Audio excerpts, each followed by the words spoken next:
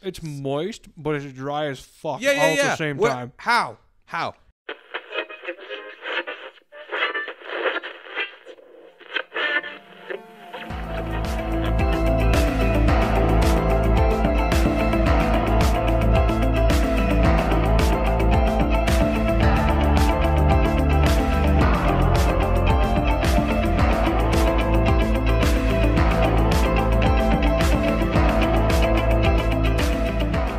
Another episode of Tales from the Void podcast. I bring you your glorious hosts. I'm Sean, and I have Frank the Mug with me. I'm Josh. And I'm Mike. Let's rock and roll.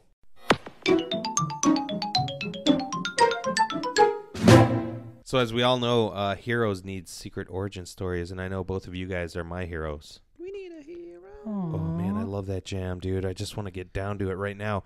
But before I get down to that, what would your secret origin story be for your crazy geekiness, comic love, video gaming, any facet of your life that you're absolutely in love with? Where'd you get your start, and how did it drive you to where you are now? Watching my older brother just demolish Mortal Kombat, the arcade game. Ooh. We went and visited his grandfather in Minnesota, and we stopped at an arcade waiting for his grandpa to show up. So we're playing all these games. And I walk over, and he's going berserk on the buttons and the joystick, and I'm watching him play this game, and he's harpooning people with spears, he's freezing people, he's flying side-kicking bitches. So I asked him, what game is this? And he said, it's Mortal Kombat, and it just blew my mind. Wow. Because up until that point, I'd never played a game, one, so violent, and two, that looked so detailed and involved. So watching him play that made me want to do it. So after he died and spent like $40 playing it, I went up to pay. You had to. Yeah, you had to. I went up to play, put in my $1, and died in like 4 seconds. Because I realized not just hitting any button you wanted would do anything. Sometimes I found that with arcade games. Oh, I miss arcades. Yeah. Double tapping, triple tapping. You remember that? The good old days, Josh, right? All the time. All the time. So what did that drive you into? It drove me into console games, mostly fighting games for a long time, up until I was like 11 and 12, where I started playing RPGs. But to this day, fighters still hold number one in my heart.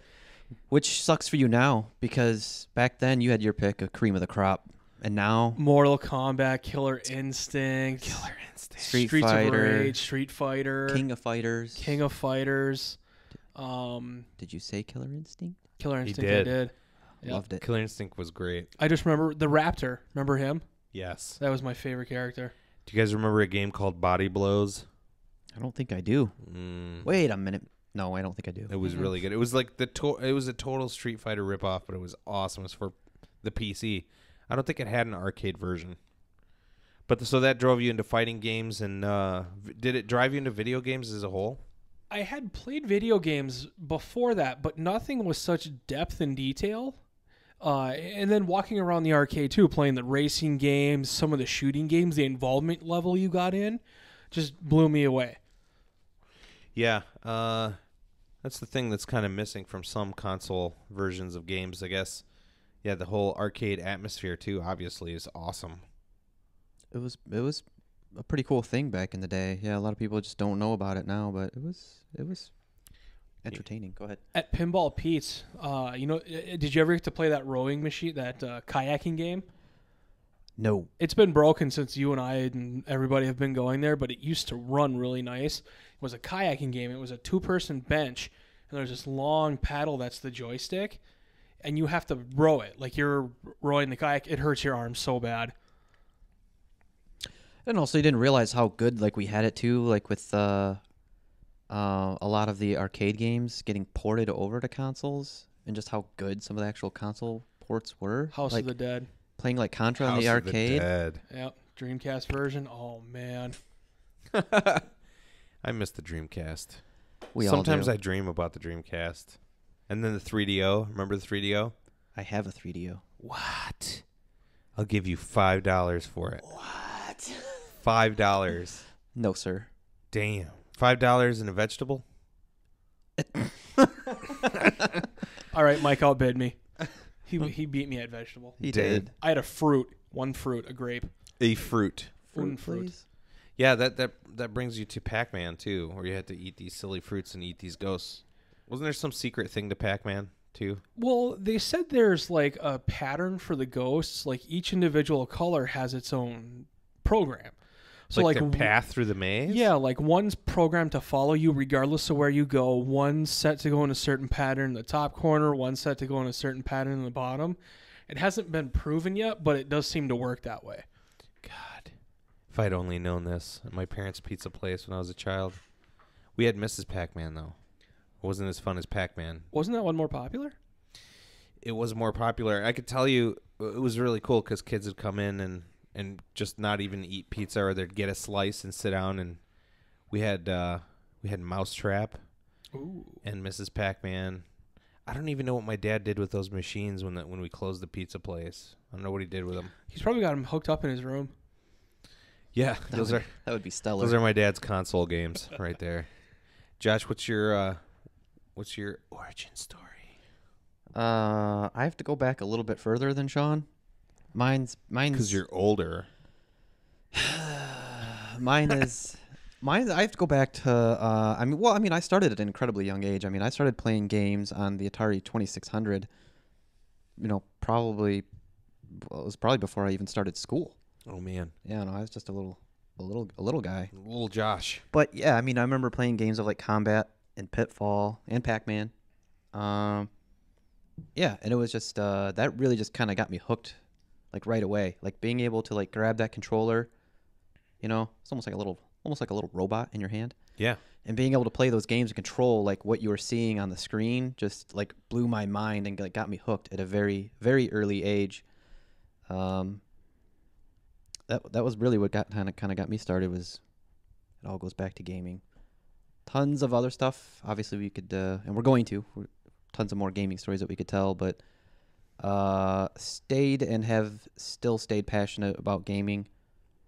And then I was pretty young too, and actually started to get into comic books. yeah. That kind of got me into reading a lot. Actually, was getting like some older issues of like the Amazing Spider-Man, and kind of falling into love with that whole serial storytelling. Spider-Man gave a lot of people their start too. It really did. It was like one of those keys. What do you call that? Keystone? Keystone. One of those Light? Or the Keystone Pipeline? Keystone We're talking Light. beer oil, guys. Come on. I'm sorry. I meant Cornerstone, and I There you started go. with Keystone because I need a beer. No, it's like the cornerstone of most people's comic book entry. Sure. Some people get birthed into that universe. I had the best path to comic books in The Punisher. Wow. Yeah, that was probably not the best one to read as a kid, starting off in comic books, especially with the origin story. But, yeah. But Spider-Man also had trickery in his past too, though. So was he happy that his family died because he didn't like being a father and a husband? no, that didn't happen. No, not at all. Yeah, and that's the great people have with the Punisher movies is that his family is killed or they're already dead and he's out for revenge. Yeah. They don't follow the origin that his family died and he was completely okay with it. That's what sets him on the whole being a Punisher. It's like doesn't he have to like make up for? Yeah, he's a ills? returning Vietnam vet, and he's all upset because he can't go back and he can't go kill again because he's programmed to do that now. Programmed like he's a computer, but he's used to doing that. So when his family dies, he's like, "Woo, freedom, Punisher style." Punisher, somebody give me a cool T-shirt. I'm gonna go do some shit. See, Yeah. It just sounds like a book you want to throw in a kid's hands. Yeah, well, I mean, I would say with a comic book like Punisher or anything else, I mean, eventually your kid's going to see it. Well, my mom's friend had this old book rack, and she stored it in our garage. And I was in the garage looking for my bike and basketball, and I opened the cabinet, and I saw all these books in there. And the top one was The Punisher. So instead of filing through it right away, I just picked the first one up. That happened to be it. Boom, pregnant. Well, mine is also video games, oddly enough. I like how we took the path, but I could probably branch out to a couple of different things. Yeah. My very first video game, I would say, was on the Commodore 64. It was called Jupiter Lander. What is that theme song There's a like? I don't think I've surprise. ever heard that. You've never heard the theme song? I don't think I've heard Jupiter Lander before, ever. That is really... Especially now within the last, 45 minutes or... That's super interesting, Sean, because here is the intro.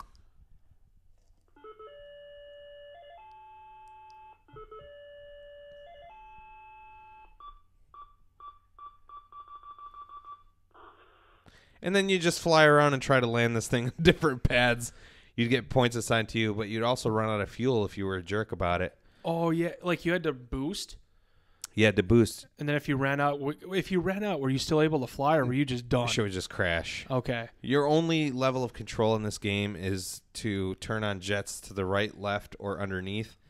And I don't know how the Atari 2600 was, but the Commodore 64 had joysticks with suction cups underneath it. Yeah. Did it have that? Yeah. Yeah. So I'm a kid. I pull out the joystick and I'm thunk right into the hardwood floor and just try to manage and wrangle this goddamn Jupiter Lander. Post your feet up like you're taking a deuce. And Oh man. Yeah. You look like you're churning butter. Except he's not. that was in the old country, man. The old country. But yeah, so it started with the Jupiter Lander and also those, like I said, those arcade games we had in the pizza place. But Quest for Glory 4, Shadows of Darkness. That was my first RPG style game. I know nobody knows what the fuck that is, but the game I recognize the names. But the game was awesome. Like that, I had to go through all these tasks, and then just what an RPG is, top to bottom. My first weapon was a rusty sword, and I had to upgrade it and stuff like that. The game taught me a lot about money management in games, because in real life it's just not working out. Right. But money management in game, how to manage my inventory, stuff like that. I mean, these were complex tasks. I don't even remember exactly how old I was, but these are complex tasks for an a kid, adult, let alone a kid. for an adult. Yeah. If I think about it, I don't think my own parents or anybody's parents to have the patience to sit down and go through their inventory on a screen, right? Right. I was just gonna say, it's kind of ridiculous that we do the care and the thought that we would put into our games versus our real lives. Yeah, dude. I had Hilarious. this whole thing, I had to have the stale bread all off in the top right corner. The half-eaten apples, I had to put them in a. So you get used to your setup, and that's your setup. Right. That morphed in probably the best looking game I played on the PC at the time. It was Michael Jordan's 3-on-3 basketball by Bethesda Software. Good old Bethesda. So it was broken as broken could be. No, You're I broken. was now 3-on-3, so it split the court How in dare half. you. Right? I know he's a terrible human being. Thanks. The court split in half. Obviously, you're only playing half courts, 3-on-3. But Hey. I'd run all the way down to the other basket with. I have Michael frickin' Jordan, right? He's making that no matter Draining where. them Yeah. from the other side of the court. That was really fun. My first sports game was actually NBA Jam. Really? Yep. NBA Jam. That'd be NBA number one. Jam, the first one, yeah. Where it was all pixely and it had, NBA Jam, the tournament edition we always play. Yeah. Oh That looks way better. oh my God, it looks so much worse. The original is so much better. It is. Well, the nice thing is when you're on fire, you can make a shot regardless of where you are on the court. Oh. And when you did the sweet flippy dunks, Flippy Dunk. you could pass it off and just keep that chain going. Was that NBA Jam or was that Big or whatever it's called? they brought that idea into NBA Street. That's the one Yeah. I fucking loved. That game was dude. fun. I hated how much crap it got. Oh my God. If I could, some of these games, if I could get them right now, Mhm. I love them. Another one was Scunny Save Our Pizzas. It was about a squirrel. I know it sounds Wait, retarded. I need that one more time, please. Scunny Save Our Pizzas. He's giggling like a child. It's Well, awesome. what's odd is that when my dad got this computer when we were kids, he was, he paid like $3,000 for it. I think I mentioned this on a different podcast as well. But Yes, sir. But the games, of course, we had were demos. So the only full game I had was the Michael Jordan and the Quest for Glory. But Scunny was a demo, so I could only play 2 levels. I played the hell out of that game. I played it so well that if I ever got the full version, which I found out that they never changed the price of the game, it's still $5. You can still get it for $5. Wow. It was $5 for the full game before, and it's still $5 right now. Then Duke Nukem, Yep. Wolfenstein, Doom. What game did Actually, Wolfenstein come before Doom? Yeah. It Yeah, did. because it was really, yeah, Doom was a jump over Wolfenstein. It was, yeah. Doom Okay. was really like, you Yeah. were playing top tier then. Yeah. Okay. I spent so many days at Bert's place Playing Doom. playing Doom on his computer. Man, and to be honest with you, at that time, Doom was kind of frightening to me as a kid.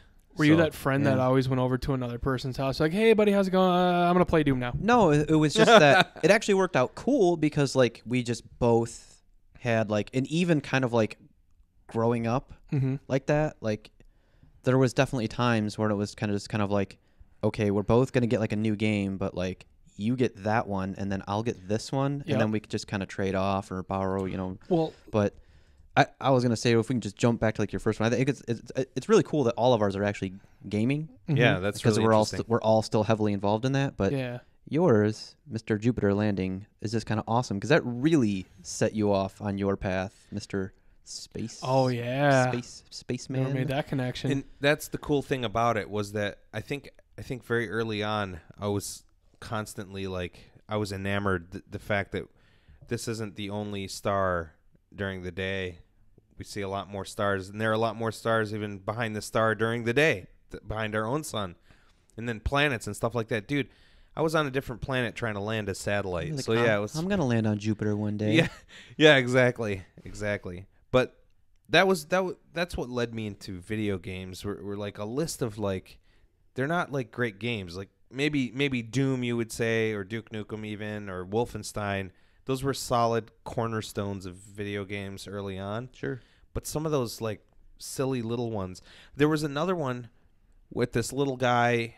He was in space as well, and he had a little ray gun. And if I remember the name, we'll post it up to the. I can picture exactly what you're talking about Yeah, too. and he but had it in his little ray gun. You'd shoot people, but you could do different things to them. So you could freeze them, melt them. Anyway, those little side games that people didn't give too much mind to. That's how I got my start because they were all demos. Mm-hmm. You know, my parents weren't going to buy me. We're going to put money into a video game thing until later on. But we'll talk about that in a little while. There you go. Yeah, we will. Yeah, we Crazy that they had demos back then though. will. Yeah, 2 levels. That's what you got. Go ahead, Sean.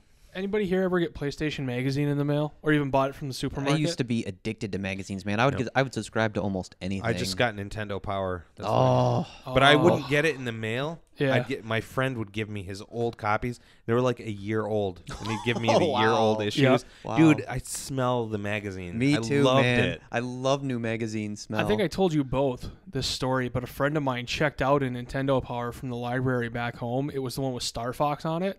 Mhm. And I took it from him to read it, and it's still at my mom's house to this day. He keeps telling me his dad gets like pieces of mail from the library asking for the magazine back. Fantastic. They don't But- give up, man. No. But what I was going to say was PlayStation Magazine always had those demos in them. Do you Yeah. remember those? Yep. The one I absolutely loved, and I still kind of want it now, is the one that had Metal Gear Solid on there. Because it was one of those ones where if you went to a panel and you hit like L2 or R2, the panel flipped and you had another game on there. Really? Yeah. Because this one had like Metal Gear Solid, and then you flipped it and it had Fighting Force. Oh, Oh. Yeah. Really? Yeah, sorry. Yeah, I don't know a lot I'm of people sorry. that like that game. I absolutely loved it. Teach their own, man. that's the thing too. I mean, just like I said, I mentioned these little side games that had like 2-level demos, and Every show. at least once, 2-level And I'm demos, a drinker. and it was worth it to me. I played them over and over again until I perfected them. I I would know. have gotten all the trophies or achievements if those were the only levels in the game. Have you ever has that ever happened to you where you fall in love with one level out of an entire game? All the time. I'd go as recently even as Final Fantasy VIII. and again, I think this was mentioned before, but the ballroom scene. Oh, yeah. I mean, just all the build up and all the fighting you do, and then when you get to the ballroom scene, it's like you got 3 minutes, dude. Yep. Just sit back and watch a little movie. You earned it. Yep. Even other stuff. Yeah, I mean, even playing something like, the shooters, even playing something like Halo and things like just kind of like that, you're just like, oh, this map is so pretty. And it's funny because Halo, I have a few stories about Halo about not liking to play the actual single player mode. I know that there are people who love the single player more than the multiplayer, but I'm all in on the multiplayer. But we have also comic books. You mentioned Spider-Man getting you your start. Yes, sir. Maximum Carnage. What, yours? Remember Maximum Carnage yeah. for Sega? Yeah. Stabby things come out. Yeah, I just wanted to make mention of that game. Thank you. I remember the Super Nintendo cartridge was red for that game. It was? It was. Damn. Because I played on Sega, so I didn't know. Sega. I think mine was Action Comics, so that leads me to my Superman love my entire friggin' life. Dropping two of them. You're a loyal customer. I'm a loyal customer. Something about the whole truth, justice, and American way when I was a kid, because I mean my parents immigrated here from overseas, from Syria, and we got a house in Wixom. It was the old mayor's house, so we had a flagpole. No shit. We'd raise the flag all the time. We'd raise the flag. We'd do the whole thing, and then I couldn't wait to be like the flag kid at school. So I'd make sure the flag didn't touch the ground. That was a big deal to me growing up. So when I saw Superman was like the just one, Batman was cool, but Superman was just. Yeah. And I went after Superman because he was just. It took me so long to realize that I feel this guy's true ability is to hold himself back from what he could actually do to what he actually does. Yeah, in the fact that, I mean, Dean Cain, I think, said it best. I know no one would ever say Dean Cain said it don't best. you you shut your face. He said it best when he said, girls want to date Batman, but girls want to bring Superman home to their parents. That's right. And that's really the bottom line for me. Superman was that noble, just person. And then I just burrowed myself into comics at that point. It was like, what other characters are there? And and that was kind of, my relation to Spider-Man was just kind of like, dude, here's just this everyday average nerd. Joe. Right? Average Joe nerd that is just like, he's into like, science and chemistry and things like that. And he's got these amazing powers and he does like amazing stuff with it. And he gets to take home the girl. Well, and she's a supermodel too, so that worked out in his favor. It did. But, growing up as well, seeing like villains who had just as many happy accidents to become like super villains as the heroes had to become superheroes. So if someone was like bit by some ant or something, they became a total asshole with powers. But I was always afraid I would be Mosquito Man. Sucked. During the summer, I was like, oh, I get bit by the wrong one of these guys, and I'm going to be a villain. It's going to suck really bad. You'd have been a relative of Jeff Goldblum. Oh, man. The Fly himself. He's going to be a fly. I'm going to be a mosquito. How awesome would that be, being related to Jeff Goldblum? Yeah, that would be pretty awesome. I just wanted to say this one thing as well, if I could throw this out there. When I was a kid, just because we mentioned it, when I was a kid, the scariest movie I'd ever seen was The Fly. The Fly was the scariest movie I'd ever seen. And it was a little gross, right? I remember it was sloppy. Like I remember it being a little gross. He'd throw up on things, and I was like, that's what a fucking fly does? Yeah. And like lose limbs and stuff. Yeah. It was grotesque, and he had the jar, and he'd just keep fingernails in it. Yeah. Ugh. Yeah. Yeah, exactly. What gave you nightmares? What movie gave you nightmares? Jurassic Park. Really? Yep. I was young. Are you serious? This movie came out like Goldblum's bringing him up tonight. He's taking my night. This movie came out in like 94. So I was a wee tot. And I go to this movie, and all I know is there's dinosaurs in it. And from what I remember about dinosaurs was the TV show. The Land Before Time, which was cute, Before Time, which was adorable. So cute. And a few children's books I had read about dinosaurs. So I'm like, oh, this is going to be awesome. Probably a golden book. I was obsessed with dinosaurs when I was a kid. I nearly shit my pants watching Jurassic Park as a I can child. see you shitting I your was- pants. You have. You have. You were in Maryland. Correct. Yeah, you were Correct. witness to the I can trail. I can see Tiny Walford crapping wasn't- his brains out. I wasn't scared by that. I was actually excited, man, because I Jurassic wanted. Park? Yeah, I wanted like the action scenes. I was just like, get him, T-Rex. Yeah. I didn't see that movie in the theater. I don't think. I did. I had the soundtrack to Jurassic Park, oddly enough, and I would crank that Nice. Tyrannosaurus Rex part. If we can keep Yeah. the Goldblum train going, I had the Yes. soundtrack to Independence Day. What a good soundtrack that was. It was. It was a good soundtrack. What gave you the EBGBs? What movie? I don't know. I don't remember any one thing being super standout. Are you not typically afraid of, like, because does your mind tell you, hey, this is fiction, and you can like move on It from it? does, and I know there were things that did when I was a kid, but I'm trying to.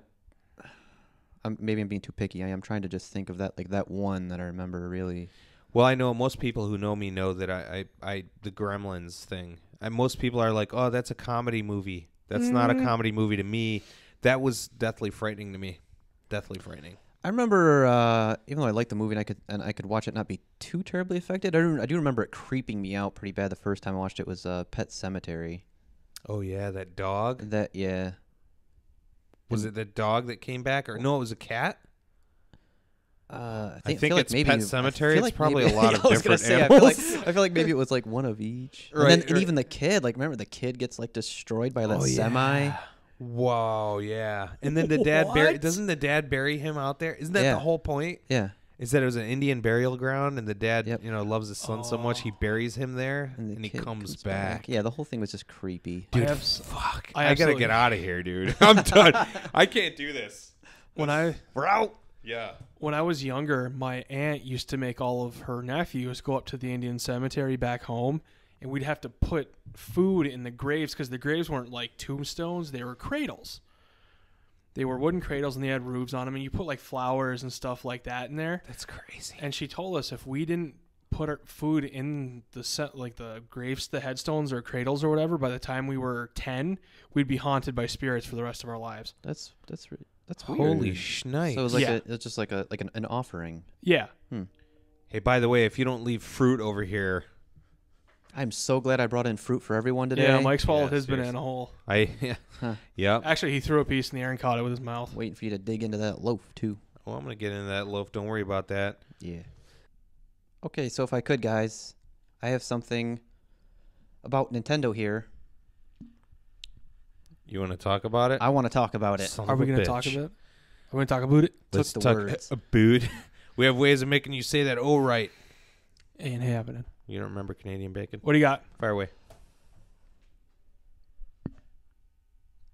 Nintendo, Oh shit. please come back to me. It's difficult to say what my childhood would have been like without Nintendo. I was already introduced to the world of gaming around the time the NES had hit shelves. However, my true love and passion for gaming was all thanks to the Big N. I was swept into the world of Mario and Luigi. I was lost in the world of Metroid. I set up camp in the lands of Hyrule. These characters, these worlds, and yes, the music, all spoke to me in a way that nothing else could at that age. I was hooked, and I was never going to look back. Over the years, I would faithfully follow my Nintendo wherever it took me. The mere mention of the word Sega would cause me physical pain. Sorry. I was a Nintendo fanboy. Still to this day, I would argue that the Super Nintendo has the greatest library of games of any console to date. Even as I was wooed by the likes of Sony with their shiny disc games, I still had an appreciation for Nintendo in sticking to its guns with the N64 and introducing us all to the world of four-player games. However, we both were maturing, and the years were not kind to either of us. Moving beyond the N64, it seemed Nintendo would struggle to keep its loyal fans and struggled with new concepts and originality.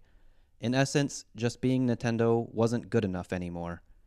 They had serious competition that they apparently had no interest in taking seriously. It reached a point where Nintendo was asking me to strap a magic wand to my wrist and motion my way through the latest Zelda game. This was not my Nintendo. It broke my heart, but I had to tell her that maybe this relationship wasn't meant to be. I wanted to grow and experiment and celebrate in new technologies. She wanted to stay her course and abandon what once made her great. It seems as though she has no passion left.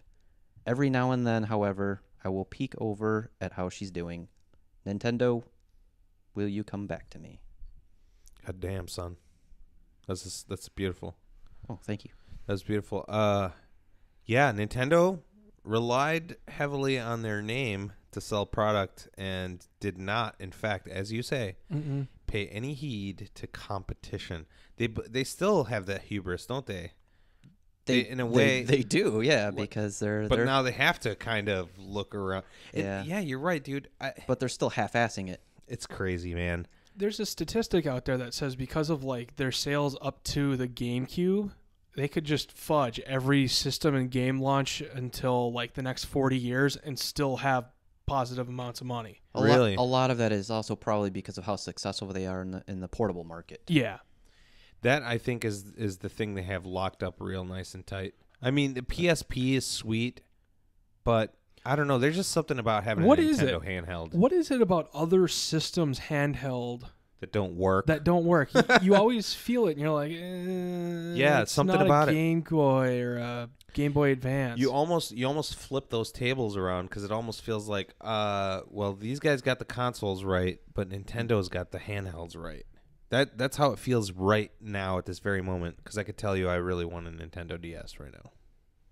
Yeah, it's from a personal perspective. Yeah, they have a lot of good. Well, I mean, because that's almost how they used to be. Yeah, like you wanted it. Yeah, like their hardware was solid. You know, it was going to be a good build, good quality. You know, there was just a massive library for it of games that were all. Yeah, a lot of them were going to be pretty good. Didn't they write some of their bigger properties like Mario and stuff like that? That's all theirs. Like it's always been theirs. Yeah, that's their. That was it's always and pretty much is still like their big draws. Like that's their first party stuff, man. Mario, Zelda, Metroid. I think Donkey Kong. The first time I realized that gaming systems could even have like third party developers was PlayStation, because when PlayStation came around, you had these like different studios that were making these video games. Kind of like, well, Square is technically. Well, there was a ton, a ton. But that's exactly what Nintendo just slowly started to lose. But Nintendo was always Nintendo stuff, like Kirby, and the Donkey Kong stuff. Like you were getting a whole package, right? Pretty much. I mean, game, console to game, the whole bit. So it's almost like the stuff. The reason why I feel like they had really good quality back in the day is because those games were built for those consoles specifically. They knew those things inside out, and it just worked right. Yeah, they were absolutely great at the software bit. Like you could pretty much take that gamble. You're just kind of like, oh, this game is actually made by Nintendo. I'm gonna take that chance. I'll buy that game. And then like the shady ones, like Konami. Yeah, I'd always call it Nami. Konami and Namco and stuff like that. Namco, you're like, it's a crapshoot. You saw like Acclaim or Konami. You're kind of like, But if it had Nintendo on it, that was the primo, dude. And I never really toyed enough with the original Zelda.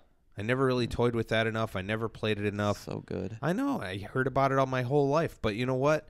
I was begging my mom for games like basketball games and stuff like that. She got me some Olympic sports game where you could play like the shot put or jousting or whatever. It was like a whole. What do they have now that's like that? They have something now, Wii Sports or something. Yeah, that has. Yeah.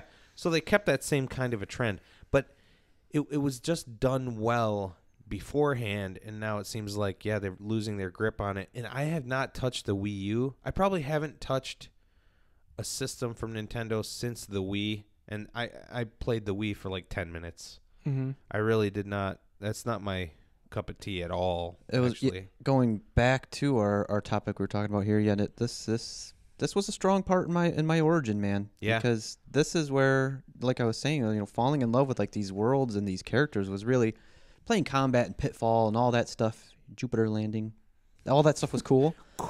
But like realizing, just kind of falling in love with like if you got like some story out of it, and like I said, the characters and everything, it really brought me into it like a lot more. Getting into this stuff, and like Sean was even saying, getting the magazines, subscribing to Nintendo Power, and just getting even more stories out of it, and getting the previews of new games coming out. That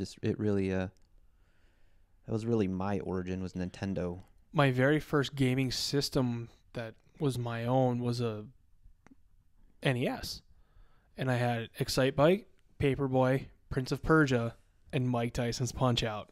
Yeah, Punch-Out. I'd get to Soda Popinski, and I'd lose, and I'd eject that guy, throw it on the bed, play Paperboy. I'd get like maybe 2 or 3 level sections in, start dying because of that stupid dog, eject that, throw that on the bed, get into some Excitebike. And that was my ritual for a good part of my childhood when I would play the games at home. Sounds like a lot of fun. He would lose and throw his games. You can't do that anymore now. Well, you can because they're Blu-ray discs. They don't scratch as easy. Yeah. By the way, Sean still throws shit around when he's not happy with it. He really my does. God, I'm like a goddamn ape. He's like, like a goddamn... And he flings feces. So the whole thing, I mean, it might as well be an ape. I mean, I got my start with the NES for modern gaming. What was it, 8 bits? Yeah. Yep. Yeah, man. We had, again... lobbied our family, our parents, for this video game system. At the time, it was substantial cost, $99. Mm-hmm. We came home from school one day, and there it was. After that, they told us no, like they got irritated. Wasn't that always the way? That was how it worked. Always the way. Just like no, like you don't need that. It's too much. Like, My mom got you get it. Yep. My mom got lazy like Christmas 98 or 99, whenever the 64 came out, because that's what I wanted for Christmas. I wanted that and No Mercy. So she's like, no, it's too much. You can't get it. And I was like, fine, whatever. And then she went grocery shopping. And then all of a sudden, I wasn't allowed to take certain bags in the house. Like, oh, grab this one and this one, but don't go in the back seat. That's when you got little tickles inside. Oh my! Really? Well, no, I was a jerk about it. I would crawl through the far end and then peek over as I'm crawling across the seats, and I just saw the little 64 3DN, and then I kind of screamed a little bit. I was like, So your first one was 64. well, that was I had the regular Nintendo, and then I had a Sega Genesis, and then I went to Super Nintendo, and then I went to 64. Can't believe this shit, dude. Because let me tell you something. So we get this Nintendo. Sorry, my parents love me. Yeah. I'm about to tell you how much my parents don't. So we get this Nintendo. My mom says, we're so excited. Of course, I could see in her eyes, because I was real conscious as a kid as well. I could see in her eyes that she was also happy to see us so happy. So she looked at us and she looked at me and she said, if the moment you guys don't put it away after you're done using it, you lose it. Dude, I was like, I learned how to wrap cords. My shit was tight because we didn't just put the Nintendo away in some drawer. We kept the Nintendo in its original box. Oh, nice. So we'd slide the styrofoam tray out and put everything back in its compartment, slide it back in, and then take it into our room and put it in the closet. We weren't allowed to leave it out. That is serious business. That every time you went to play, you had to assemble your freaking console. It was kind of cool and also very dangerous, being that you're in and out of the styrofoam and the static and who knows what that was doing. But I just remember having to go in my cartridges.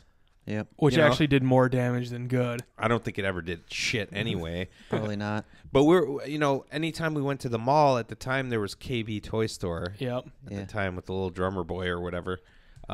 Begging for other games, because at the time all I had was Super Mario, the original, and Duck Hunt, the combo deal. Yep. Dude, I miss that so much. I miss going to the store and just browsing through like their little like troughs of games and just looking at like the cover art and the images on the back going, I wonder if this game's any cool. And I mean, that still kind of exists today, but it doesn't have the innocence it did back then, because you were like, man, I can't fucking have this game.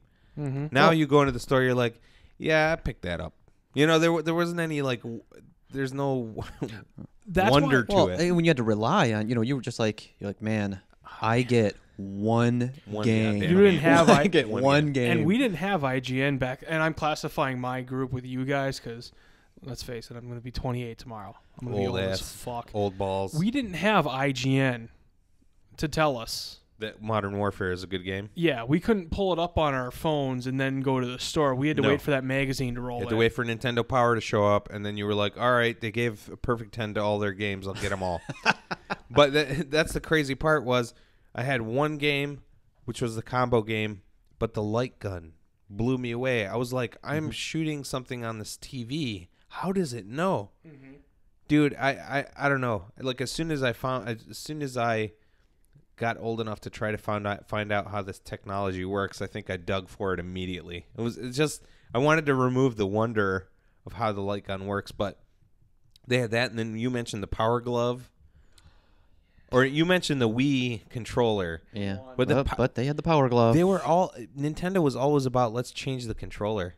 I think that's innovative in a way. They wanted to do something to make you more involved. They had the Virtual Boy. But they were all so bad. Yeah, they were so bad. It's like they slapped them together and sent them out. But it had to fit and finish anyway. It was still well made. Does anybody remember Mario Paint? Yep. It was like the first not computer to have a mouse with it. Yeah. Really? Yeah, it was. I never messed with that one. Yeah, it was essentially MS Paint with Mario, and you got a mouse, and then you had to draw the patterns that they gave you. God damn. That was probably one of their first, like, let's take our popular character out of the norm and put it in this kind of things. You know what's crazy about it too is if Nintendo didn't do the things they did, we wouldn't have the things we have. I really feel that way. That's why I'm so upset. Yeah. I'm so upset. A tear of blood just ran down his cheek. Could it be because they didn't really they didn't evolve with the gaming group? Because we were younger, we had the kids games, if you would. Zelda, Mario, Kirby, Donkey Kong. And then as we got older, they just kind of stayed back. It's what I wanted to say about... I kind of said that in the spiel a little bit. It was kind of like, I'm maturing, we're all maturing and growing up, but you're just kind of staying back here. Yeah. But it's partly that, and part that gets to me and irritates me is just kind of like they've had every opportunity to still do that and go with the technology, but they were just kind of like, nope, we're gonna do it the Nintendo way. And I think that's a lot of that has to do with the hubris, and they in a way rightfully so, but in another way you're just shooting yourself in the foot. But I was gonna say that about the Commodore 64 versus the Atari 2600 was the fact that the Commodore had games. I mean, the name of it itself is pretty awesome, Commodore, But the games that Commodore had were so different from the Atari. Atari was pop fun, Let me do combat with a couple of tanks and enjoy my time playing this game. The Commodore was like, hey, let's do these really difficult games that people have to like think. You know what I'm saying? Not saying that Atari 2600 didn't have that. I'm just saying that Atari was a much more fun system in my estimation. But I had the Commodore, and I always wanted the Atari. So I don't know if some kid out there was like, "Oh, I wish I had a Commodore," I'm sure. I'm sure it happened. As a matter of fact, I think that bitch is still in the garage. But point is, if I could get an Atari right now, I'd probably take one. What's your favorite Nintendo franchise game? Is it something newer? Or was it something older? If you say Zelda, I'm gonna kick you in the Metroid. balls. Metroid. Metroid has always been my favorite. Yeah. Good, nice. Yeah. Yours?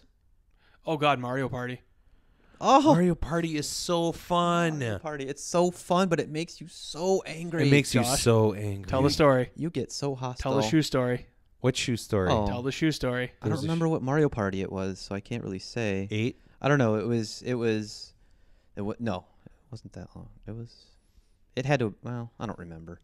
I think Either way, it was like me, my brother, and Phil sitting at the old apartment playing a game of Mario Party.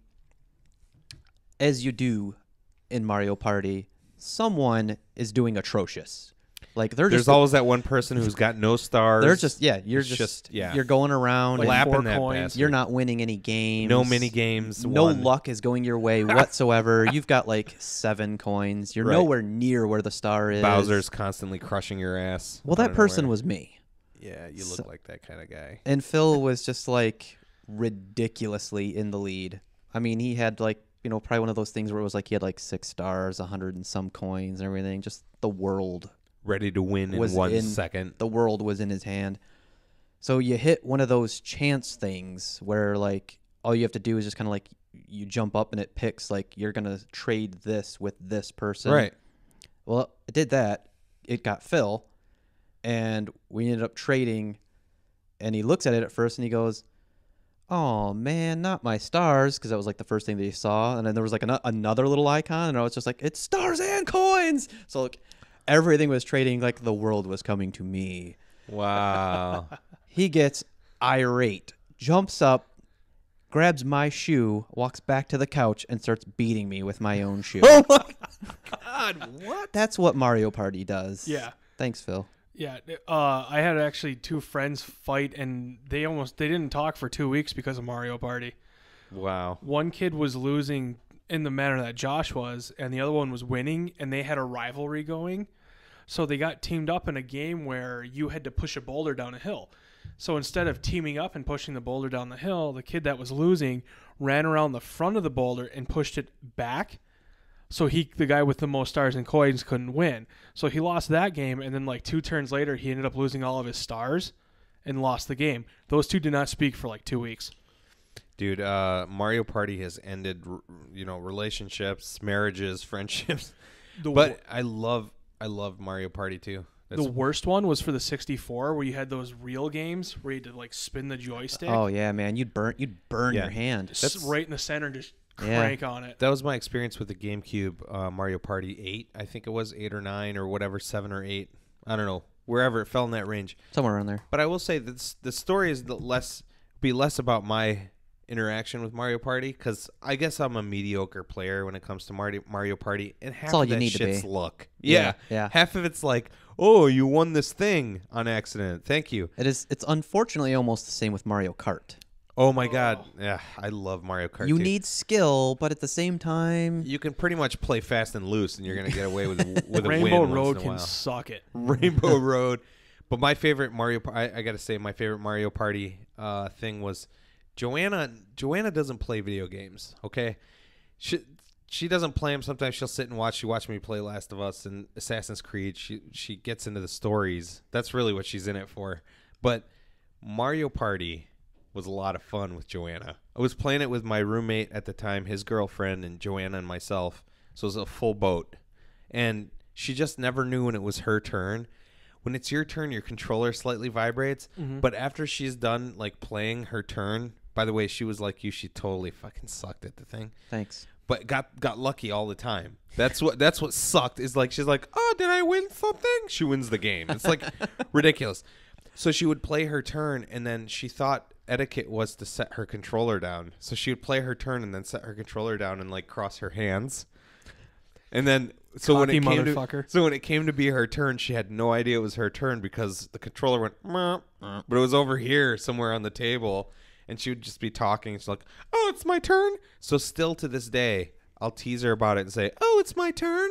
All the time. I'm sure she doesn't find that irritating. No, she doesn't. She, somewhere deep down inside, I know she laughs about it. But on the outside, she looks really pissed. That's a real spot-on impression of your wife, by the way. Oh, man. Oh, and she hated the guy I always picked because I was always Wario. Or not Wario. What's his name? Waluigi. Waluigi, man. Because he was so annoying. She hated that guy, dude. Have you ever played Mario Tennis with that guy?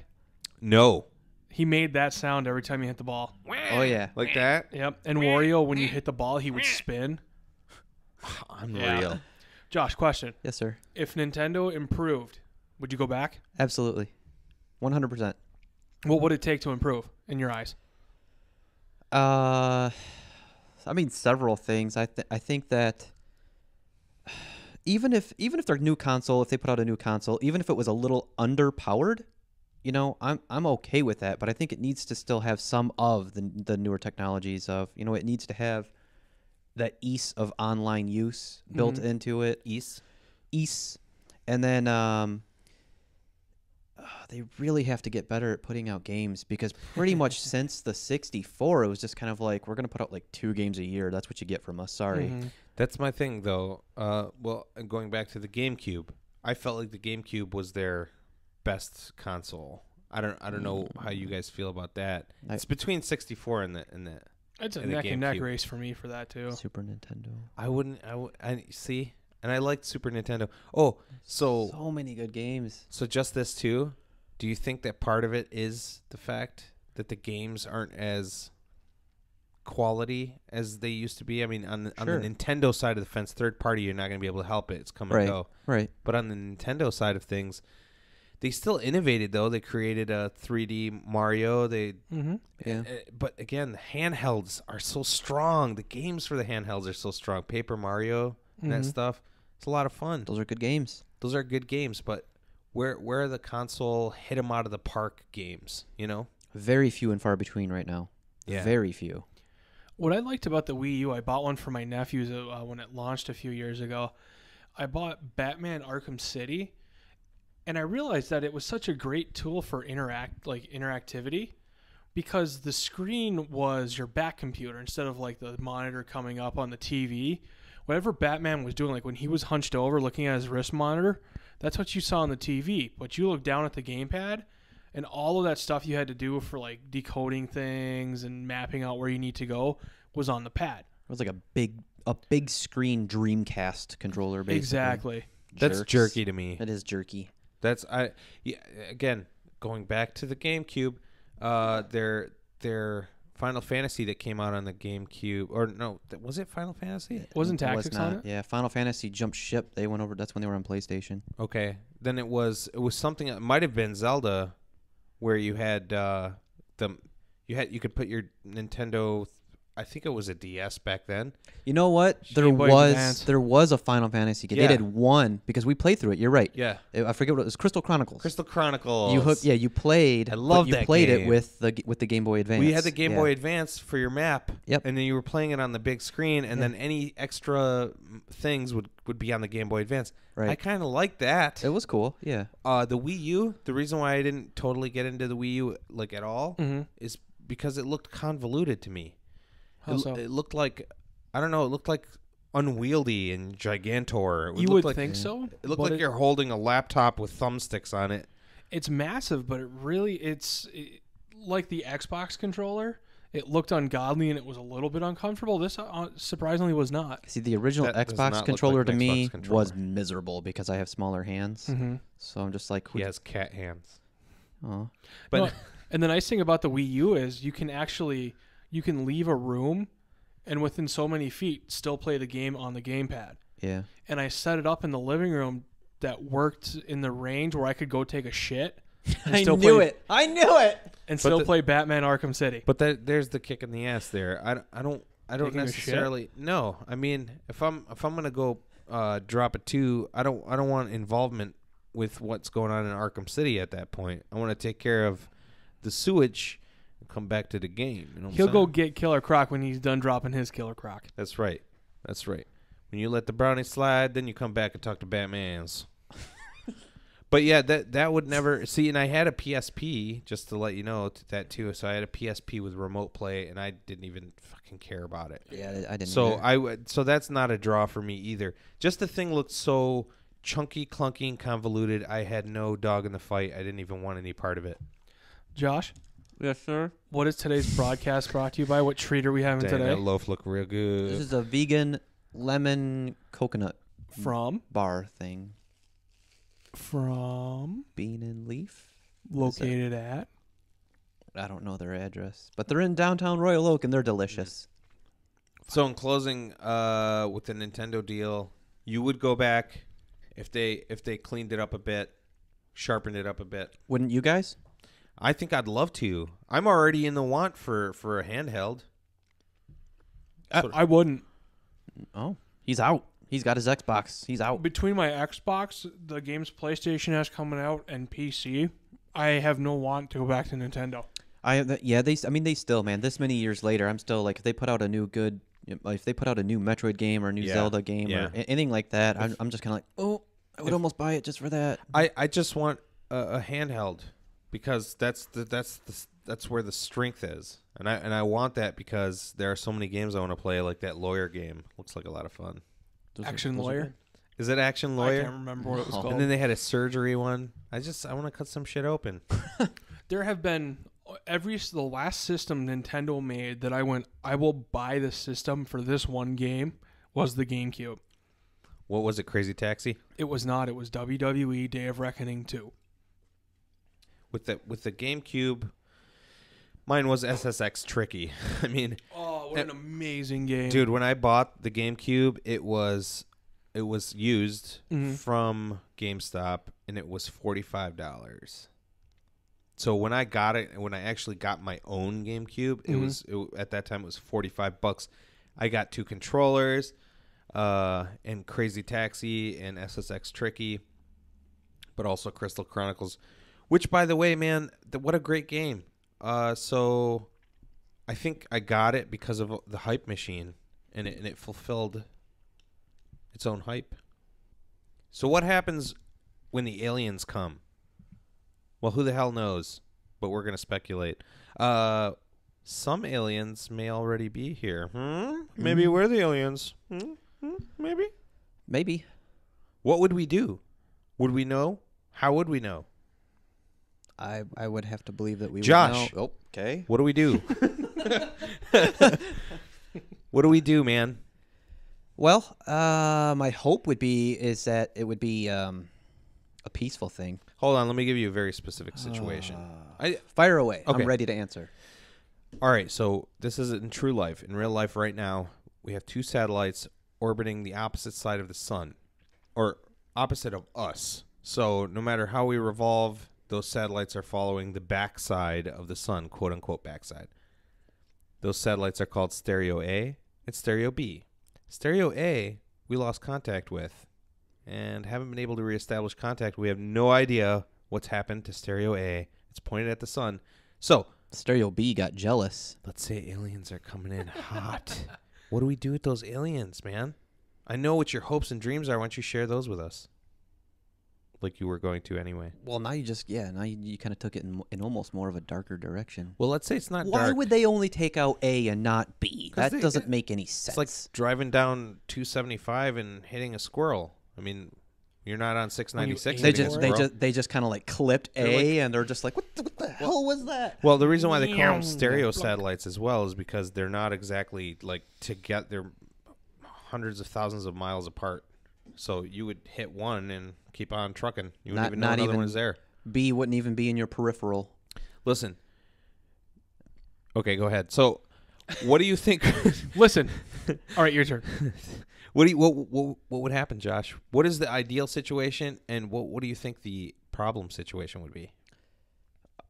Probably almost what everyone would think. You know, I think I would hope that it would be something cool, something we could prosper from, something peaceful. We could sit down and have our little Thanksgiving dinner together. But you know, obviously, everyone thinks that. Maybe it would probably kind of depend on how they arrive, right?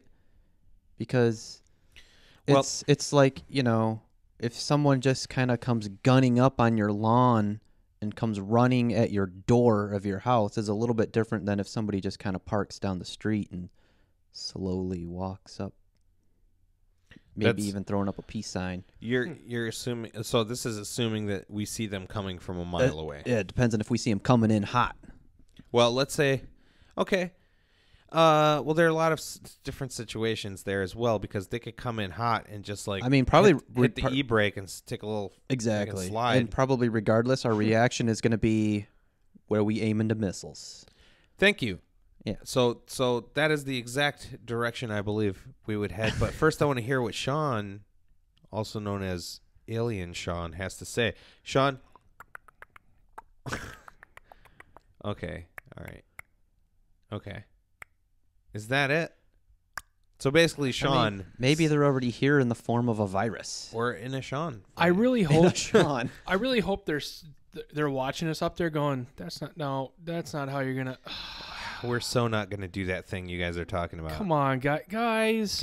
And then like the pyramids, they come down and they're like, no, do this. Yeah. And they teach us how to do it and then leave. Well, like, we're their children, like how a child would put a Lego set together and the father would just sit there and go, no. You're going all Prometheus on us. No, you stupid. What's wrong with that? Well, I didn't say there was anything wrong with it. I happen to be one of the few that likes Prometheus. He's a good dude. Ew. You yourself. The movie sucked. You- Hey, little cutie pootie. Fucking biological fucking jerk. Anyway. So I think the first reaction if we see aliens coming would be to fire at them. Stephen Hawking was asked that question, what should we do if aliens come around? And he said, yeah, so if aliens come, well, he more said, yeah, so if aliens come down here, he doesn't sound like that either.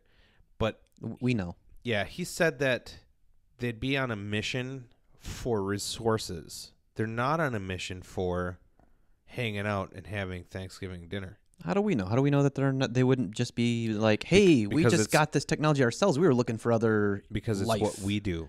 and we're here. Because it's what we do. But we're not them. Doesn't matter. The And they're not assumption us. would be that the only reason why you'd leave your habitat or leave your home world or leave your planet is in search of resources. So, shortages of water could be something just as simple as organic material or water. But he said they would not be on a path to peace. They would be coming here to take over. Period. Well, what if it more was? What if they were just kind of like, hey, man, look, we brought all this extra crap that like we've got, but we see that you can use it. So why don't you take our crap that we have in excess and you give us some of this that you don't need? Like maybe they need plastic, and we can just keep giving them plastic. Because their packages are too easy to open. And They need that hard plastic shit that takes like a laser to cut open. Fucking yeah, NASA team of scientists to open a CD case. But because it's overwhelmingly more likely that the reason why they're casting out into the open space is to find resources. So let's talk about early exploring. So early exploring, you just said Thanksgiving. Yeah, there were no pilgrims coming over here and fucking eating dinner with Native Americans. They were slaying them. So no one landed ashore and was like, "Hey, let me have a turkey and this kind of thing." yeah, that was more mocking.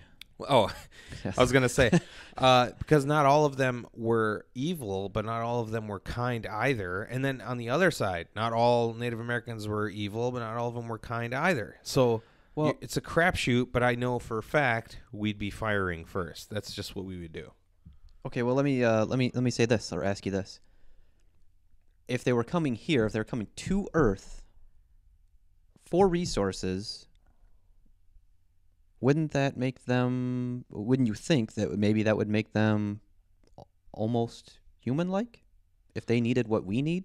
Well, no, they could be humanoid. They could be want for one particular type of thing. It could be methane, for all we know. There are plenty of places to get different things, and you can mine asteroids and that kind of thing, and comets for resources. But here we have an entire planet that can be lived on, that has life on it. It's already proven.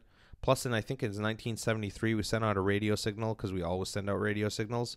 We received a radio signal back from deep space. We still have no idea who the hell sent that back to us. And we have no idea It could have what just the been hell an that echo. was. Was that the radio signal of the Yeah. Beatles? Sorry? They sent out a radio signal of a Beatles song. They shot it into space. That's awesome that you brought that up, because I wrote it when I was kind of like taking some notes. I was just kind of like, well, what could we share? And then I just put like thinking, oh, you jerk. I put I wrote, they might come to destroy us, but they would stay for the music. They'd stay for the music. Well, some of the music. If they Yes. heard Nickelback would be wiped out. They went immediately. Yikes. Look at that photograph. So yeah, I think the first reaction would be to fire first. It's not what I would want to do. Right. However, again, exploring / conquering, there's a real gray area there. So we have examples in our own science fiction, like Star Trek, where they set out as explorers. They have a prime directive where they can't mess with another culture or another race, and change their course of history. If their technology is not up to par or whatever. That'd be more of the ideal vision, right? Yeah, but stuff constantly happens where they're breaking that rule.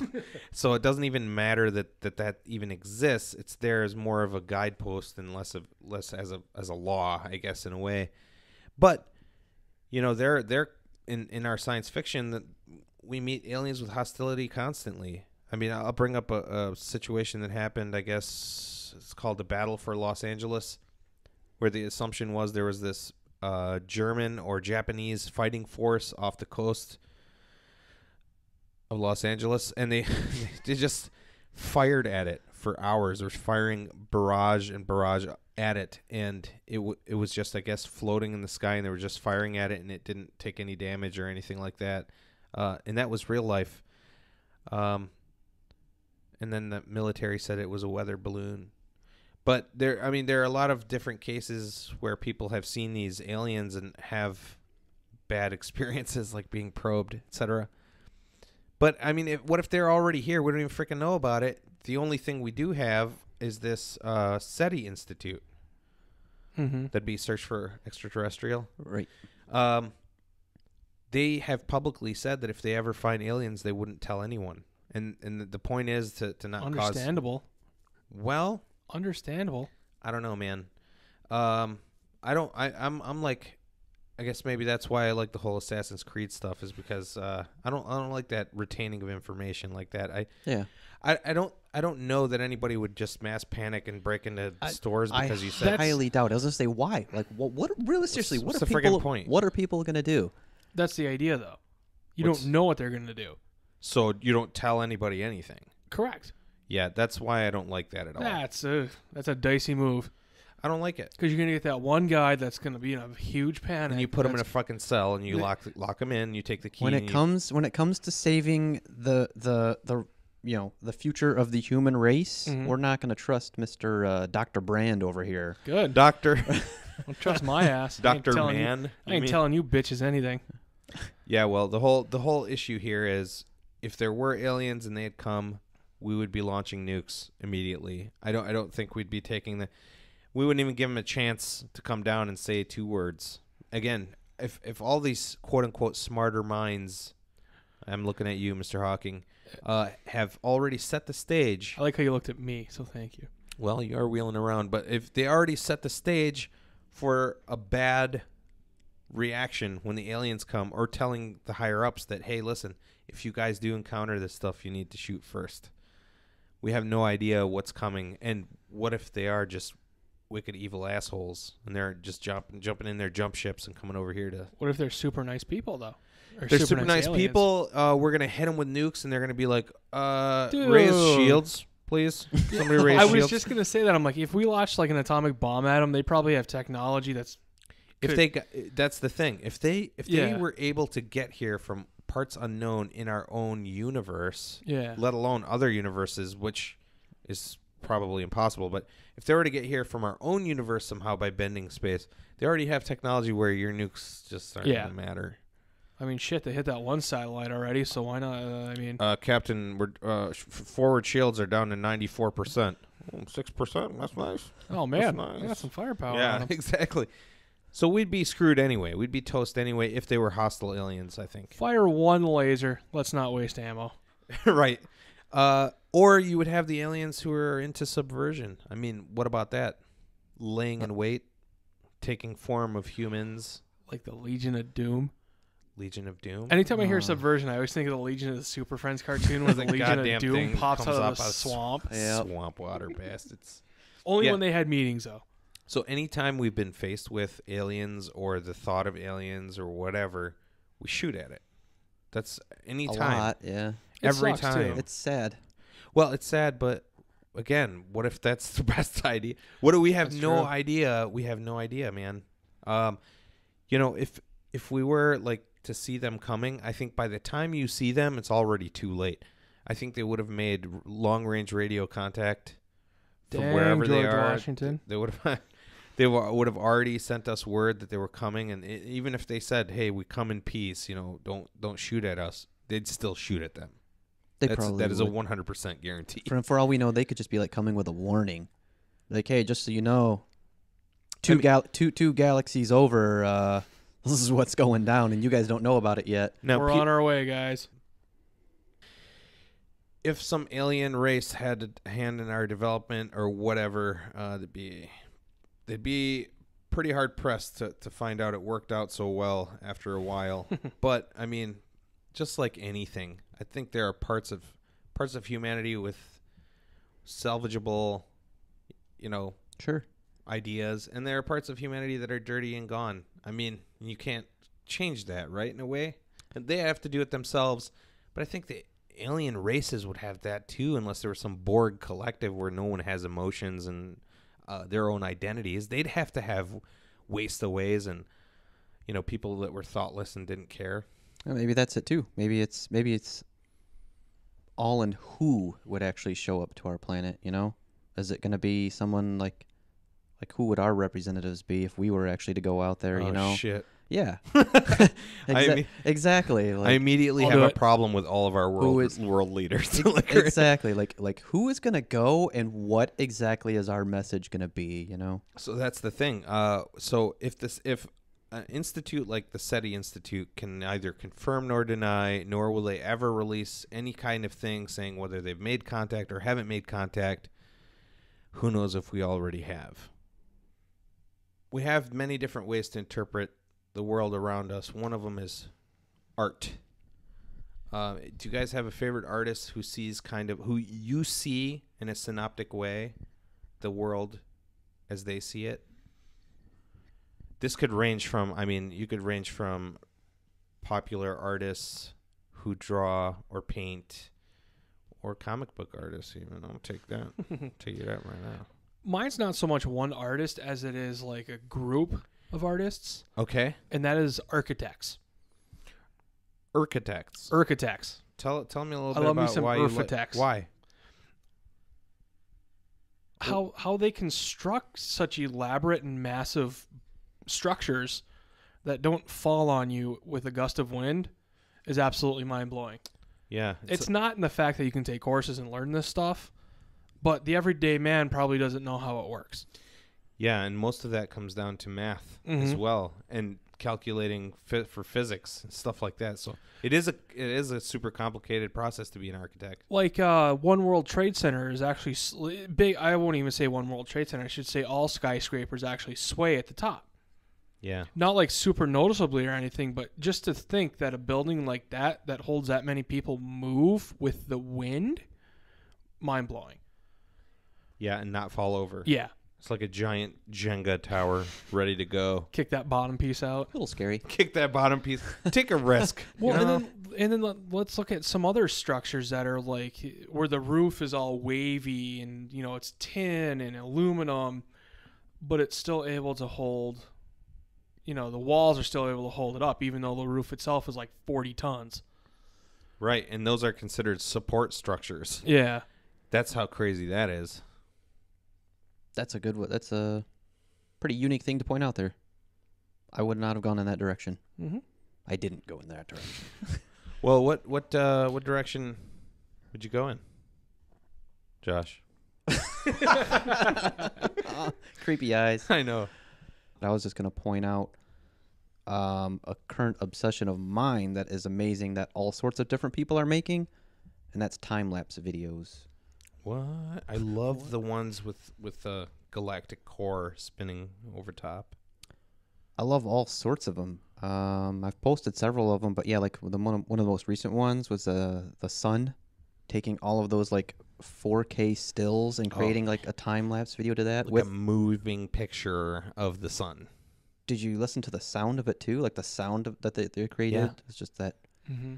It's super intense. It was amazing. Yeah. And there's all sorts of cool ones, that they do with like storms.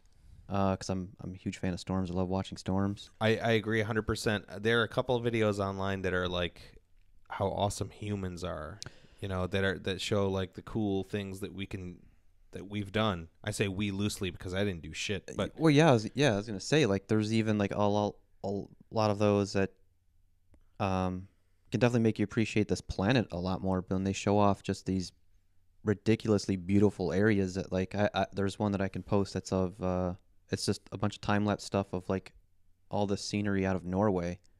And you're just kind of like, God. Norway? What? But it's ridiculous, just ridiculously beautiful. Yeah. Yeah, we have state parks that are like that as well, that you get like the most amazing views. That's true. I should probably try to look some of those up because I bet some of those are pretty ridiculous. Yeah, pretty awesome. And I love the time it takes because they set these tracks up. They set these cameras on the track, and it's like, see you in 6 months, Yeah. you know, or even like 2 weeks worth of shooting, and the whole time this thing is like moving like 10 centimeters a day or something, you know. I mean, anything could happen to that thing, but it's just they just do it perfectly. Just for all the colors and stuff, my favorite time-lapse videos are in cities. Like going from day to night. Seeing Yep. the lights come on in the Traffic, cars. stuff Yeah. like that, yeah. The only time I like traffic is in a time-lapse video. You are the traffic. You are the traffic. I am? Not me. Well, I'm going to take a right. Yeah, let's do it. Frank Lloyd Wright. There's a man born on either April 6th or March 28th of 1483. All right. He goes by the name of Raffaele Sanzio de Urbino. Here goes more Assassin's Creed. No, It was probably in there. I didn't say Ezio Editere di Firenze. Okay, Oh, that's what I heard. I'm sorry. He was an Italian painter, Raphael.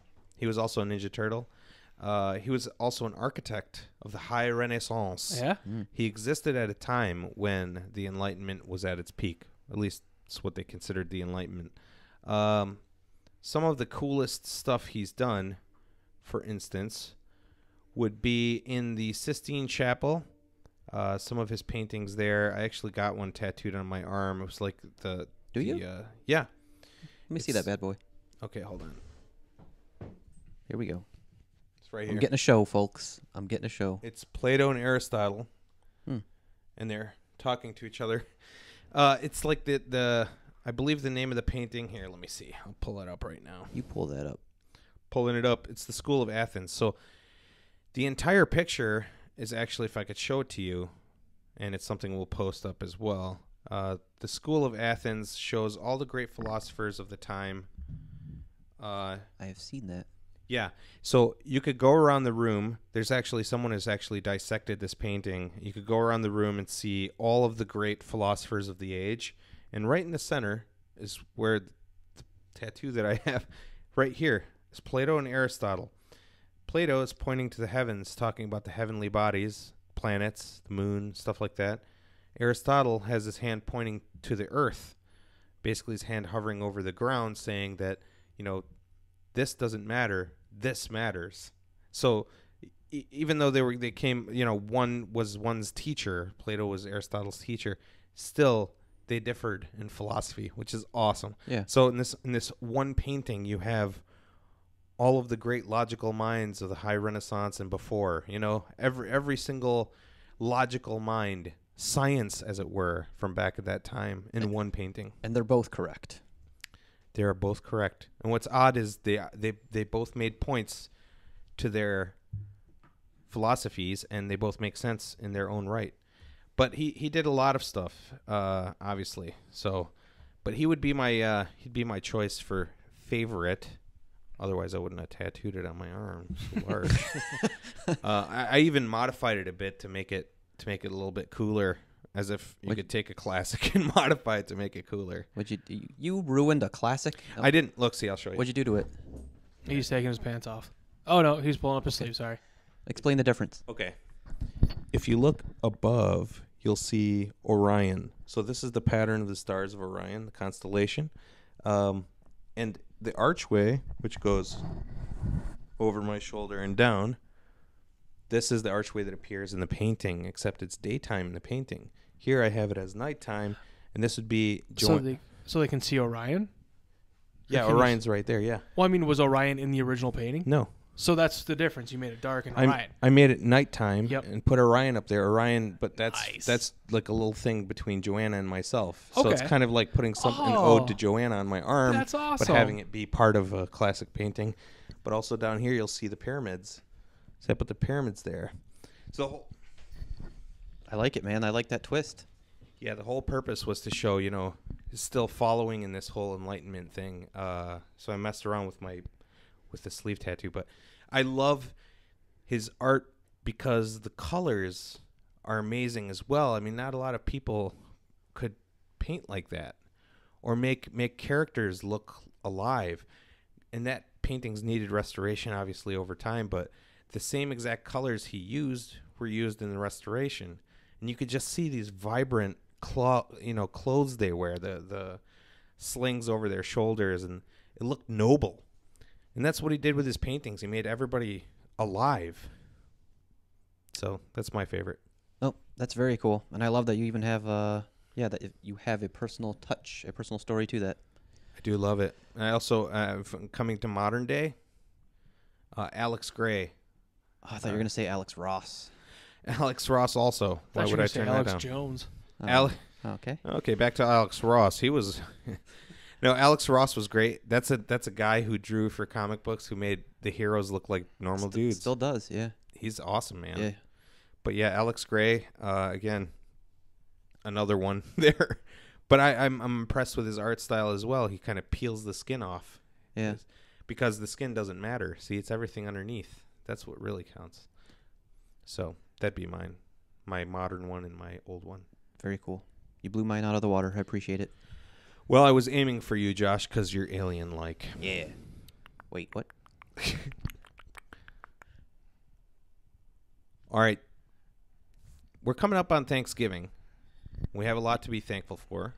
Don't you guys agree? Yes, I think we all do. Well, Josh agrees. Alien Sean? That's yes. Yeah, okay, I just wanted to make sure I get that right. So we all have someone to be thankful for. Someone who maybe has gone above and beyond. Do you guys have a specific person you'd like to say thank you to live? Well, not live, but, kind of live. Live on Wednesday. It'll be live to them. It'll be live to you. So do you guys have someone you wanna throw a little howdy do to? That means me. I'll go. I have Josh? almost Josh, who do you got? I have almost an endless list of And people. an endless love. Endless love. It's so endless. It's so endless. It actually just ended. So With that song. Yeah, I could really let me just kind of preface mine with saying that, like, really, pretty much, if you're in my life, I owe you a thank you. you're welcome. Thank you. It's You're not welcome. happening again. No, I mean seriously, like like everyone has just been, and especially this year because, like I said before, it's been a crazy, interesting, wild ride. But everyone has been absolutely tremendous. The person that has kind of gone above and beyond for me is this gentleman right here, Mr. Sean Walford. That's the alien just looking around for the real Sean. That's me, guys. Really, basically throughout almost the entire year, everyone has like that one person in their life that like they go to. It's like when you've got something going on, there's something on your mind, there's something you need to get off your chest, or you need to trust somebody with something. You've got that person that you go to. Maybe you have more than one, but for me this year, it's really been dealing with Sean and how helpful he's been with some of the stuff that I've had going on. Very tolerable, very patient. Are we talking about the same guy? We're talking about the Same same guy. All right. The same guy. Yeah, he's gone like above and beyond what would be considered normal friendship requirements. Just because anytime my mind needed to explode, we would basically just meet up, chit chat. I probably should have been paying him because it was just kind of like one-sided therapy sessions, the Starbucks sessions, if you will. God, we should write a book. If you would have paid him, I think there would have been legal issues there. There might have been, but Nah. no. So I really can't express like how much like I've appreciated it through the year, being able to count on him to not only just listen to my endless babble and my monologues of everything that was just being dumped out of my brain, but the fact that he always sat and listened to it and then always offered a nice, honest, and positive take, on what was going on. It's been, like words can't even really say how much I've appreciated it this year. Well, thanks, man.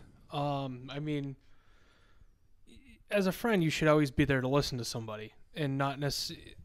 I never really had that growing up and living in Iron Mountain and in Michigan for the first part of my life.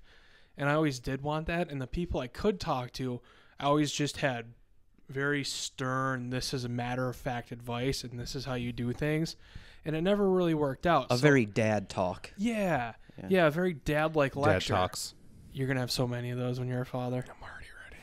You've been giving me them recently, too. I appreciate that. No, it sucked because I didn't have that, well, what's going on? How is this happening? You know, it's just take care of your shit and get it done. And I never liked that. So I didn't want to do that with you. So, and by you, I mean Josh. So, you know, I did my best to sit there, and I did probably throw out personal examples and, you know, this is what should happen. And I apologize for doing that because I hate it when it's done to me. No problem. Anything and everything that was said was fine. Although I did appreciate the times you're like, well, I heard what you said, and I did the exact opposite. I'm still going to do this, you jerk. You big jerk. I basically just talked myself into what I need to do, but thanks for listening. Thanks for your stupid advice is what I did. No, I've appreciated it any time I've needed you, man. You've been there. That's awesome. We just all had a moment here. The Kleenex boxes run out. That was out before I came back from the bathroom. Oh. And so was the Jergens. Classing it up in her. And up in here. Well, that's pretty awesome, Josh. And I know for a fact Sean really appreciates that. That's a hit out of the park. Yeah. Thank you. That's pretty awesome. Sean? Pass. You can't pass. You shall not pass. Take it away, Mikey. Who you got? Are you seriously passing? Yeah. You can't pass. Who said I couldn't pass? Not pass. No, you can't pass. You can go last, but I'll you go can't last, pass. yeah. Go last. Unbelievable. I'm not going to pass the Unbelievable. topic. Of course not. Well, I mean, much like Josh, I have a few. And by a few, I mean more than 5, which is several. That is several. Oddly enough. That's cuatro in Spanish. Thank you, Sean, for the translation. Sorry, that's cinco. Cinco de Mayo. I had to count it on my fingers. I have a lot. I have a lot of people to thank. I'd like to thank everybody. I'm thankful for, just like Josh, thankful for everybody in my life to the nth degree. I think this year has been an amazing year. I know I've grown a heck of a lot. I've grown with both of these gentlemen, both Sean and Josh, and I'm thankful for having them in my life, most certainly. Joanna, of course. Specifically this past year, someone who came to mind more than a few times, Mr. Brandon, a friend of ours.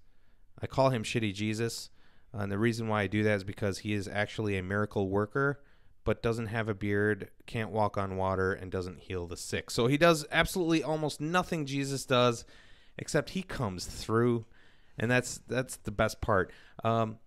Brandon's super patient. I met him through Josh probably about a year ago. I mean, to really think back on it, it was rainy and cold, and we met at that coffee shop. We're in Plymouth. Yeah. I don't even remember the name of that dog. I believe it was the Plymouth Coffee Bean. The PlymouthCoffeeBean.com. So we met there, and I walked in with an idea, and I intended to have Brandon take a look at that idea, take it apart, because he's a business owner. He owns his own business, Celador Soap Skin.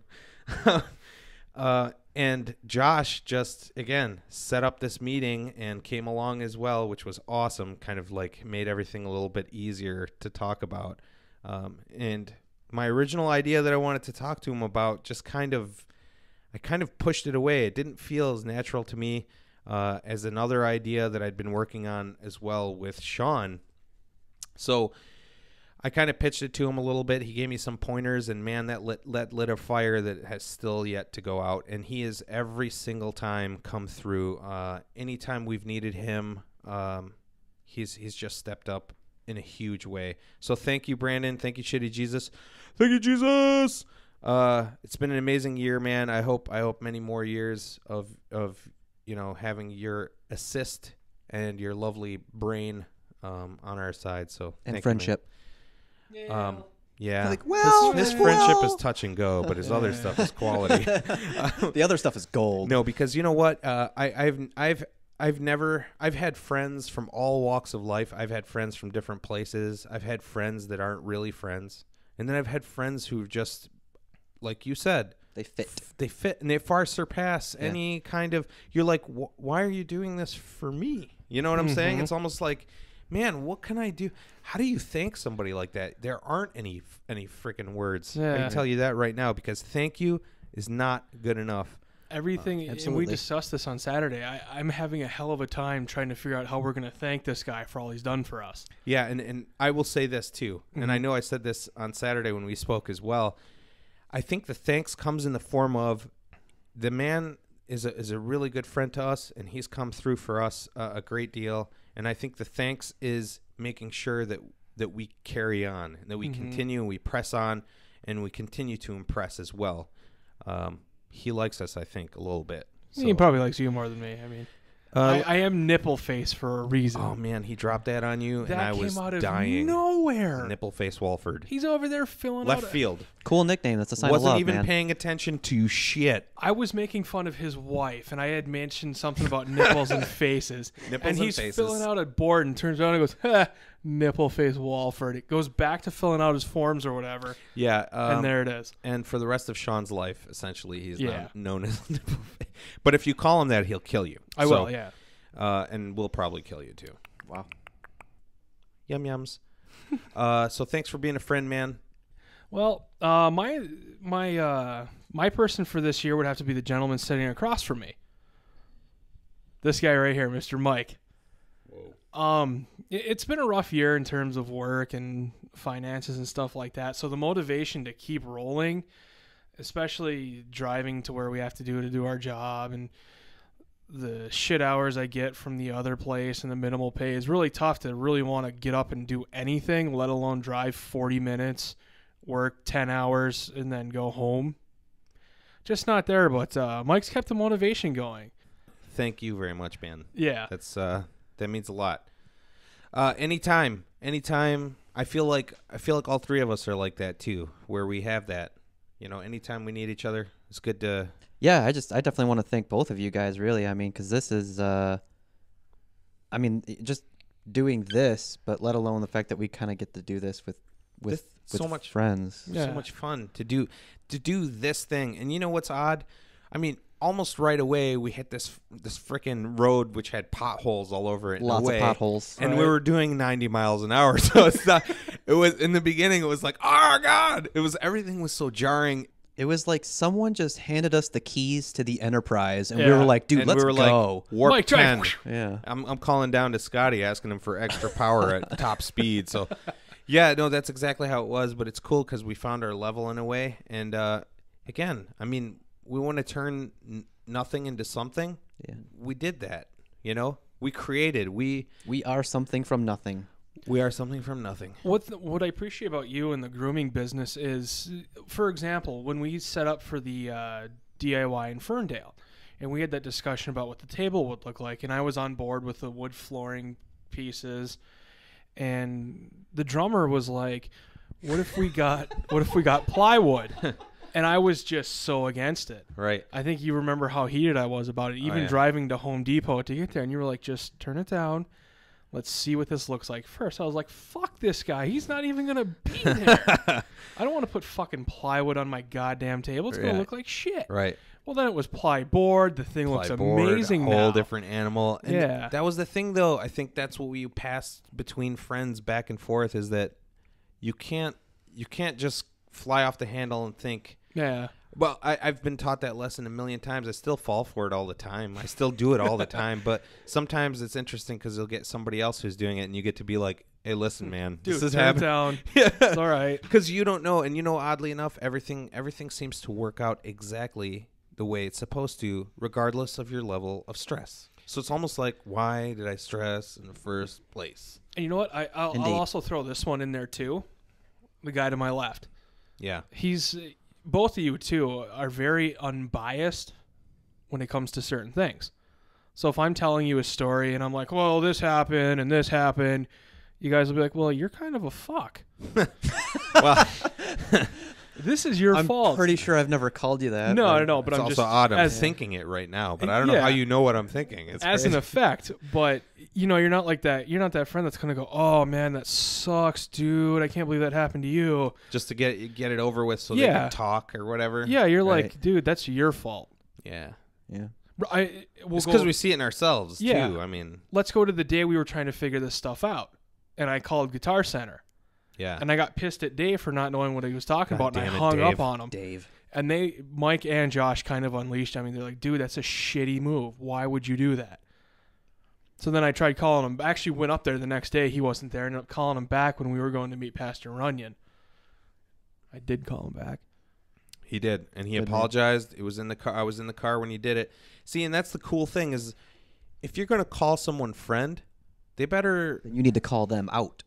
they better be they better be lifting you up and giving you a hand and you doing the same thing. Yeah. And listen, man, if you're gonna do this, is again, it's what I would say about Brandon. It's what I would say about Sean. What I'd say about Josh is that. Again, you're going to have these spots where you're going to need help. And maybe you don't even need help. But they're still right fucking there in a really creepy way. Because if they weren't, your friend would be creepy and you'd be calling the cops. But they're there for you and they lift you up. Yeah. And then you're like, oh, well, okay, I'll lift you up. And then all of a sudden it's like this effort. And everybody's on the top of the mountain all the time. Yeah. It's the best feeling in the world to have people who care about you and who you can care about genuinely. I think some people are missing that too. So that sucks. But people who do have it are the people we thank tonight. And a lot of them we didn't even get to. So everyone, thank you. Everyone on the planet Earth who isn't a dick, thank you. If I didn't mention you, suck it. Even if you're in a, oh, Well, we close Just out with. kidding. But do you guys have anyone else? I probably wouldn't stop talking. So Yeah, me neither. I think. yeah. I think I love you, everybody. Oh yeah. I think you're amazing peeps. Thank and you, everyone. I Really? love you. And Sorry. I'm sorry, Sean. Sean's sorry about that one time he peed on your Oriental rug. if you're listening to this right now, wondering like, oh, I wonder if Josh might kind of mean me. I do. I mean you too. Yeah, I agree with what Josh just said. If you're thinking about it, it's you. You're on that list. Don't even worry about it. And also, just real quick, if I could throw a hand grenade out there. Throw it up. Joanna, huge, amazing driving force. Again, amazing person in my life. I think if I was married to someone different, I don't think I'd be able to do stuff. I don't think I'd be able to, hey, let me start my own company with $0 with my friend and just let me take the giant risk while we're having a baby and Let me stuff like just that. sit around every Monday night and bullshit with my Let me friends and bullshit record for it. 3 hours with my friends. Yeah. I'm at work. Yeah. This is technically working, people. You have no Yeah. idea. It really is. But no, it's been an amazing ride, especially this year. So, again, with Thanksgiving coming up on Thursday, we're thankful for each and every single one of you. Thank No, we're you. not. Thank you. We love you. Sean hates you. I don't.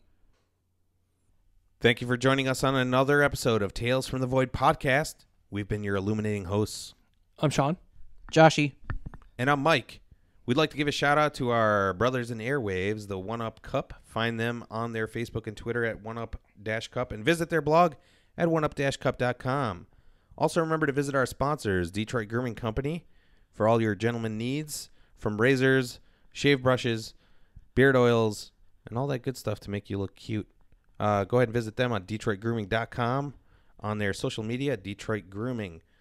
Also, Cellar Door Soap and Skin. Get your clean on. Clean up, look great, feel good, smell great. That's Cellar Door Soap and Skin.com.